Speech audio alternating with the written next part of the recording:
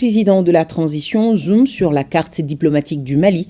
La rédaction revient sur les temps forts de cette diplomatie de combat de la tribune des Nations Unies, où le pays a réaffirmé sa volonté de s'affranchir des entraves de certains partenaires à la récusation de la MINUSMA en passant par la sortie de la CEDEAO et du G5 Sahel. Que de chemin parcouru, revu ici par Aoulou Seyni Touré qui est allé à la rencontre du chef de la diplomatie malienne, Abdoulaye Diop. Suivons ensemble.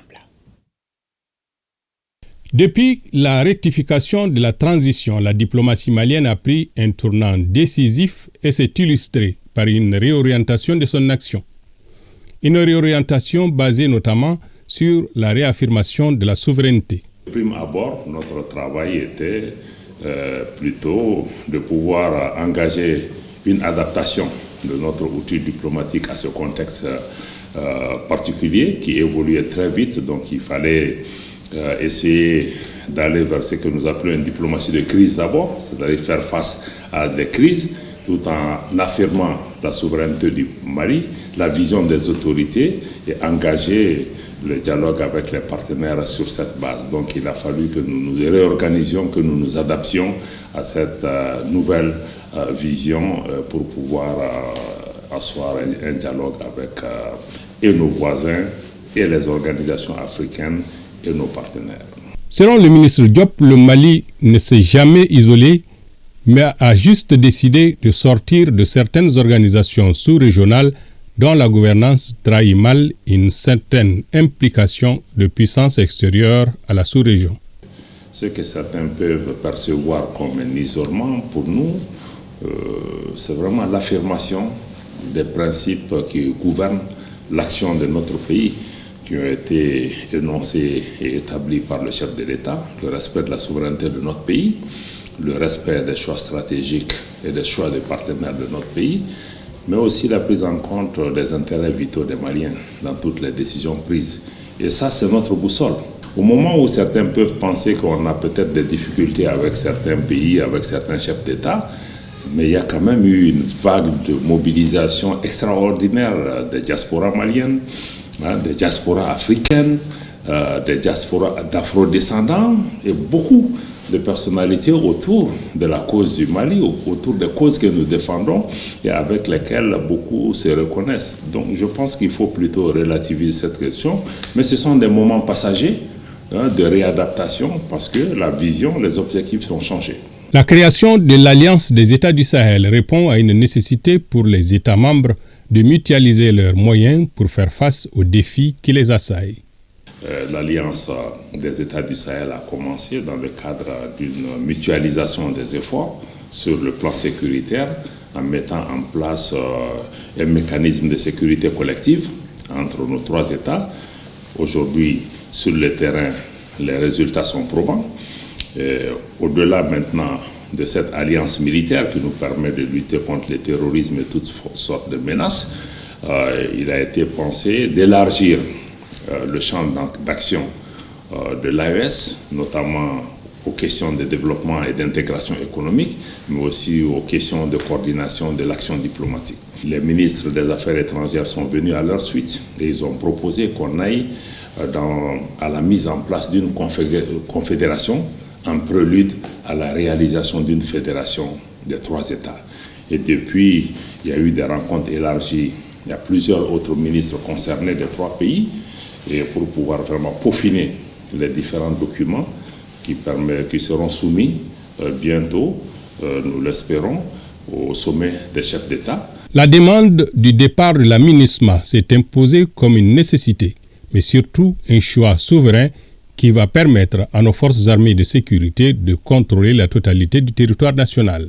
Je pense qu'on peut se féliciter du fait que le Mali ait demandé et obtenu la fin de cette mission parce qu'elle ne répondait plus aux attentes des Maliens et que depuis le départ de cette mission, aujourd'hui, notre pays est en train de recouvrer de façon importante sa souveraineté sur l'ensemble de son territoire national et d'améliorer la sécurité dans notre pays. Depuis le 31 décembre 2023, la MINUSMA a pris fin. Nous sommes dans une phase qui est essentiellement une phase administrative. Donc aujourd'hui, plus de 85 à 90% des effectifs de la MINUSMA a quitté le Mali. Ce qui reste, c'est un personnel résiduel qui est essentiellement chargé de tâches administratives, mais aussi de liquider un certain nombre de moyens logistiques qui doivent partir. C'est pourquoi vous ne les voyez pas réellement dans le champ. Et le gouvernement du Mali a demandé que cette phase de liquidation, qui peut aussi prendre du temps, puisse se terminer au 31 décembre 2024. Cependant, ce retrait est loin de signer la fin de la coopération avec les Nations Unies, loin s'en faut. Celle-ci se manifeste sous plusieurs formes, et c'est là depuis plus de 60 ans. Que la fin de la MINUSMA ne signifie pas la fin de la relation entre le Mali et les Nations Unies. Les Nations Unies, notamment les fonds, programmes et agences, l'UNICEF, le PAM et d'autres, ont été là depuis les indépendances. Depuis le 28 septembre 1960, le Mali a établi des relations avec les Nations Unies. Et tout au long, après, nous avons maintenu ces relations avec les Nations Unies et avec ces agences.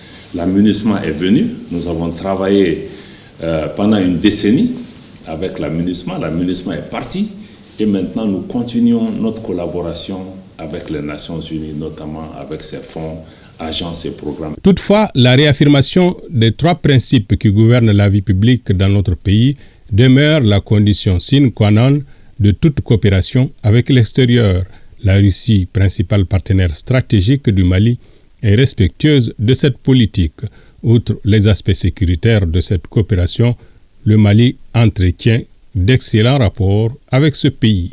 Aujourd'hui, c'est un partenaire stratégique du Mali. Et si vous voyez même la seule sortie internationale du chef de l'État a été lors du sommet qui a été pour participer au sommet Russie-Afrique et au cours duquel est ressorti de ces entretiens avec le président Poutine la nécessité de renforcer la coopération économique et commerciale entre nos deux pays. Et beaucoup d'initiatives ont été prises.